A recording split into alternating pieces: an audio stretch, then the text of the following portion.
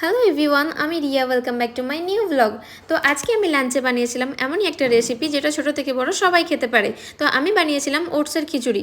আর এটা করার জন্য আমি সবার ফার্স্টে কিছু সবজিকে ছোটো ছোটো করে কেটে নিই। যেমন প্রথমে নিয়ে নিয়েছিলাম দেখো কিছুটা কুমড়ো, তারপর বিনস, আলু, গাজর, টমেটো, পেঁয়াজ আর একটু রসুন। তো সব কিছু মিক্স করে নেওয়ার পরে আমি এটা রাইস কুকারের মধ্যে ঢেলে দিই। তারপর কিছুটা জল অ্যাড করে দিই আর স্বাদ মতো কিছুটা নুন। তো এটাকে কিছুক্ষণ বয়েল করতে দিই আমি ঢাকনা দিয়ে। ঢাকনা বয়েল করে নেওয়ার পরে তারপর আমি এদিকে রেখেছিলাম দেখো এক বাটি ডাল আর কিছুটা ওটস। তো এটা হালকা বয়েল হয়ে আসার পরে তো আমি ডালটা পুরোটা ঢেলে দিই এর মধ্যে। এই ডালটা দিয়ে কিছুটা বয়েল করে নেওয়ার পরে আমি এর মধ্যে কিছু মশলা অ্যাড করেছিলাম। তো যেমন অ্যাড করেছিলাম এখানে হলুদ গুঁড়ো, এখানে জিরে গুঁড়ো, ধনে গুঁড়ো আর একটু স্বাদের জন্য একটু গরম মশলাও আমি অ্যাড করে দিয়েছিলাম এর মধ্যে। তো এগুলো সব কিছু দেওয়ার পরে মিক্স করে নিয়ে কিছুটা আমি আরেকটু বয়েল হতে দিই।